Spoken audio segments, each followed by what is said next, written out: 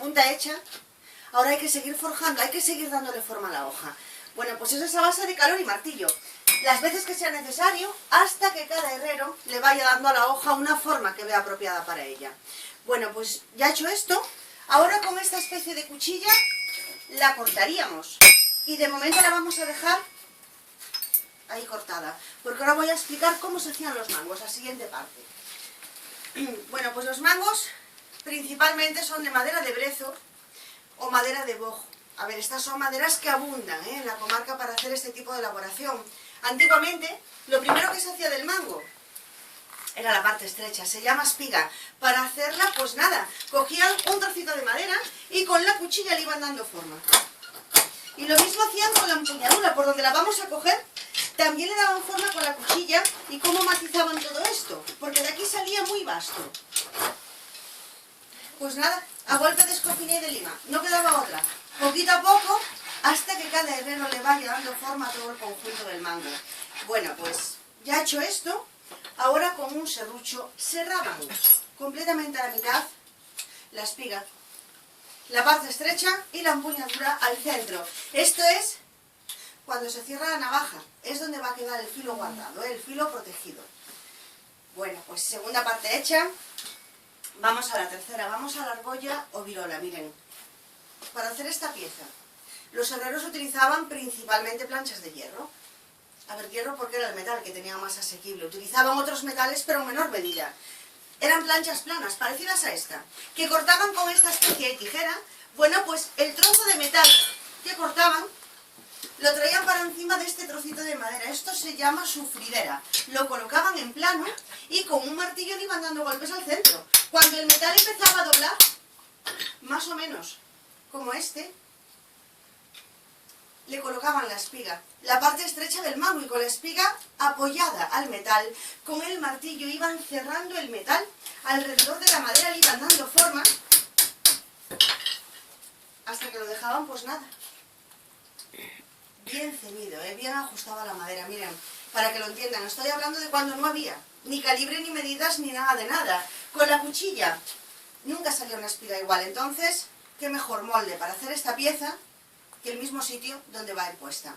Bueno, pues aquí están las tres partes hechas. Ahora vamos a montar la navaja. Montamos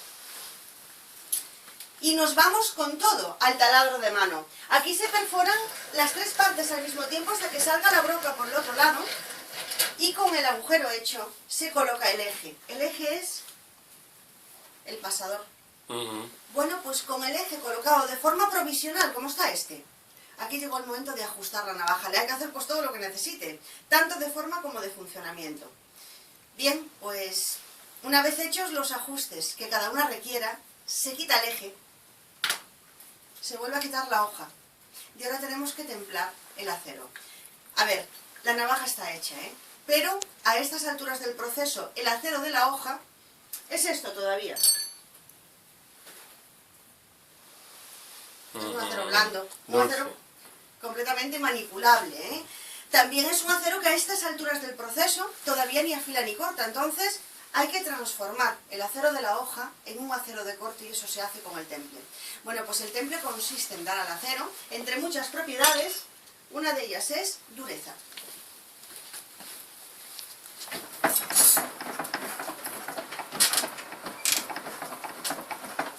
Bueno, pues el temple es un proceso que se hace de forma visual, Lo hacemos así hoy en los talleres tradicionales y se hacía antiguamente de la misma forma. A ver, hoy conocemos las diferentes temperaturas de temple de los diferentes aceros de corte que existen. Sabemos que para templar este acero que tenemos aquí colocado hay que calentarlo entre 800 y 830 grados de temperatura. Este acero, para que lo entiendan, sería pues lo más parecido a lo que utilizaban antiguamente los herreros, y también probablemente el más conocido por todos nosotros. Bueno, pues lo dicho, sí conocemos las temperaturas, pero sí seguimos haciendo el proceso de forma visual. Por lo menos nosotros, hasta que no ganemos para el horno, no queda otra. Entonces, si es visual, ¿cómo se puede saber? Simplemente con la vista que un acero, sea cual sea, llegó a los grados que necesita para hacer el temple. ¿Por el color? Sí, señor, no queda otra, por el color.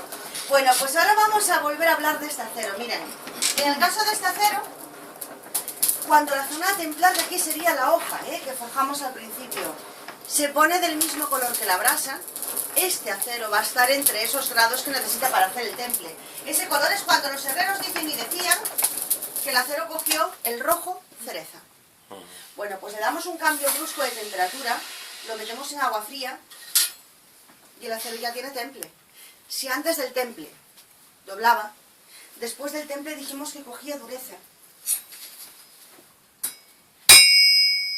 Bueno, no sé si lo oí. Se ha roto. Ahí está. Ahora parte, La estructura interna del acero cambió completamente. Ya tendríamos el acero transformado en un acero de corte, es decir, ahora sí, ya podríamos cortar y afilar con él. Bueno, pues nada, vamos a montar la navaja con la hoja que supuestamente acabamos de templar. Esta no dobla, Montamos como hicimos antes, volveríamos a colocar el eje, el pasador, también como antes, y ahora sí que llegó el momento de remachar el eje de forma definitiva, que es el remache, que llevan las navajas, lo que sujeta las tres piezas. Bueno, pues ahora quedaría pulir la hoja y aproximar el filo en la muela. Miren, la muela es una piedra natural, lleva un depósito de agua. A ver, el agua es imprescindible para hacer este trabajo, porque el agua hace de refrigerante. Cada hoja estaba sometida durante mucho tiempo a una fricción continua con la piedra. Si no llevase el agua para mantener el acero frío, bueno, pues en esta fricción continua y prolongada el acero se calentaría, se destempla y se estropearía. De ahí la importancia y la necesidad del agua para hacer este trabajo. No puede faltar. Bueno, pues tenemos la navaja hecha, pero vamos al último paso de la elaboración. Miren, el último paso, por parte nuestra, como fabricantes de cuchillería que somos, es el afilado de mano. Pero también es el único paso que va a depender de cada uno de ustedes, para que el funcionamiento de la herramienta sea óptimo. A ver, aceros mágicos no hay, de momento. Lo que hay es aceros de muchas calidades. Los hay excelentes, los hay malísimos. Y entre medias, una gama muy amplia de calidades, pero da igual cómo sea el acero, porque tarde o temprano va a haber que afilar. Miren, a veces no nos damos cuenta, pero la cuchillería es la herramienta que más vamos a utilizar las personas a lo largo de la vida. Y es la herramienta que peor entendemos, a la que peor sabemos hacer un correcto mantenimiento o una correcta puesta a punto. Bueno, voy a explicar en qué consiste afilar. Simplemente eso, en qué consiste afilar. Después cada uno, lógicamente, afilamos como queremos. Bueno, pues para afilar, las formas no importan. Ni más ni menos, cada uno podemos utilizar la forma que queramos y como queramos. Lo único que tenemos que tener en cuenta, sea la forma que sea, es en mantener continuamente el ángulo de inclinación que tiene que tener la hoja siempre con respecto a la piedra. Esa inclinación, 20-30 grados. De ahí no nos podemos mover. Bueno, pues nosotros afilamos así, ponemos todo en plano, aplicamos la teoría. 20-30 grados. A lo mejor hay que recigar un puntín, como casi todo, pero están ahí. Y ahora vamos a afilar cada uno a nuestro ritmo. Aquí hay gente que se sorprende porque vamos a contrafilo. Miren, con esta inclinación el filo está en aire, no le está pasando nada. ¿Qué estoy haciendo? Pues desbastando uno de los laterales del filo para que el filo afile. Eso es afilar. Y ahora le vamos al otro lateral porque en cuchillería es por los dos. Apoyamos, inclinamos y afilamos. Hacemos este movimiento por aprovechar el largo de la piedra, porque lo podemos hacer como queramos y cuando queramos. Siempre estamos apoyados en el mismo punto, no oscilamos la inclinación, con lo cual el acero no sabe ni más ni menos de dónde le viene el desbaste. Bueno, a ver, afilamos así porque siempre será mucho más fácil hacer un afilado bien hecho sin movernos del sitio